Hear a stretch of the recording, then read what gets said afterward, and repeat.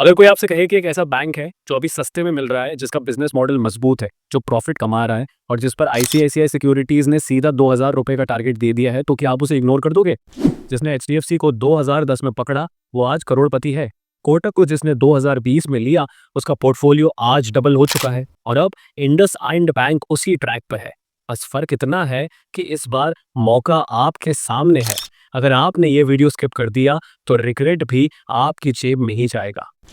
नमस्ते दोस्तों, स्वागत है आपके अपने नए चैनल स्टॉक सेंस में, जहां आपको मिलती है स्टॉक मार्केट की सच्ची और काम की बातें। तो सब्सक्राइब जरूर करिए, आपका हर एक सपोर्ट हमारे लिए बहुत जरूरी है। सेक्शन 1, इंडसइंड की ग्रोथ स्टोरी। जब हम किसी शेयर में पैसा लगाते हैं तो हम सिर्फ नंबर नहीं देखते, हम देखते हैं कंपनी का दिमाग और उसका डिसिप्लिन। इंडसइंड बैंक पिछले कुछ सालों से एकदम फोकस प्लान पर काम कर रहा है। इसका लोन बुक अगले 3 सालों में हर साल लगभग 18% CAGR से बढ़ेगा। ये कोई एक्सेल की कहानी नहीं है, ये ग्राउंड पर हो रहा है, क्योंकि इंडसइंड अब एग्रेसिवली रिटेल कस्टमर्स को टारगेट कर रहा है, चाहे वो कार लोन हो, होम लोन हो या पर्सनल लोन।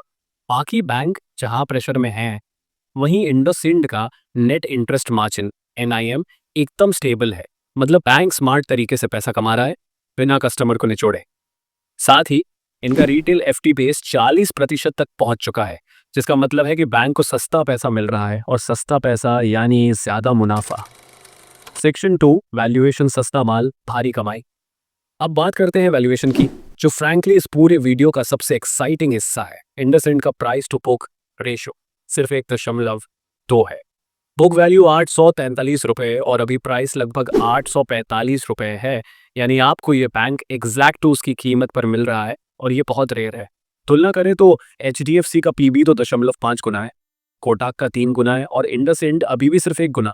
यानी आपको एक 100 रुपये की चीज 50 रुपये में मिल रही है। लॉन्ग टर्म विजन वालों के लिए ये जैकपॉट है। ROE, रिटर्न ऑन इक्विटी, भी 15.32% है। मतलब बैंक हर एक 100 रुपये की इक्विटी पर 15 से ज्यादा रुपए कमा रहा है, जो बैंकिंग सेक्टर में काफी स्ट्रॉन्ग नंबर है। और हाँ, डिविडेंड यील्ड भी 2% के आसपास है। यानी बोनस में हर साल थोड़ा कैश भी मिलता रहेगा। लॉन्ग टर्म इन्वेस्टर्स को इससे बेहतर क्या चाहिए? सेक्शन 3, Q4 का लॉस या फिर सफाई का मौका। अब बात करते हैं उस Q4 लॉस की, जिसने कई लोगों को डरा दिया। 2329 करोड़ का लॉस सुनकर सोशल मीडिया पर हंगामा मच गया। लेकिन जो गहराई से सोचते हैं, उन्हें समझ आया कि ये लॉस नहीं, एक मास्टर स्ट्रोक था।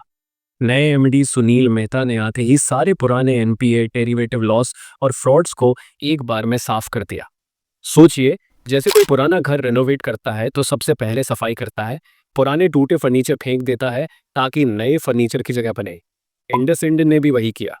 इस मूव पर सबसे बड़ा भरोसा दिखाया है म्यूचुअल फंड्स और FIIs ने, जिनकी होल्डिंग 54% से ज्यादा है।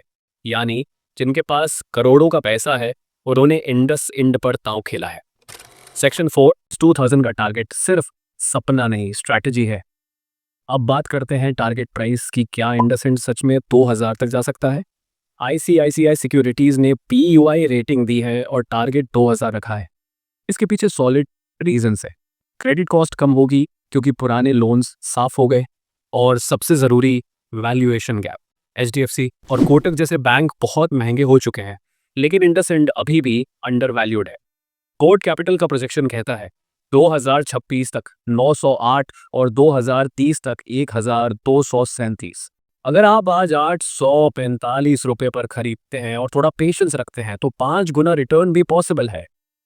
तो दोस्तों, अगर आप एक ऐसा शेयर ढूंढ रहे हैं जो ग्रोथ दे और एकदम सस्ते में मिल रहा हो, तो इंडसइंड बैंक को इग्नोर करना गलती होगी। आज का एक्शन प्लान, इस वीडियो को लाइक करें ताकि हमें पता चले कि आपको ऐसा कंटेंट चाहिए। स्टॉक सेंस को सब्सक्राइब करें, जो हर हफ्ते लाता है नए अंडरवैल्यूड जेम्स। कमेंट में लिखें इंडसइंड टू 1000 रुपए अगर आप इस जर्नी का हिस्सा बनना चाहते हैं। और याद रखें, the best investments don't always look shiny, वो चुपचाप ग्रो करते हैं और फिर एक दिन धमाका करते हैं। स्टॉक सेंस से जुड़े रहें, जहां बात सिर्फ नंबर्स की नहीं, नजर की होती है। जय हिंद।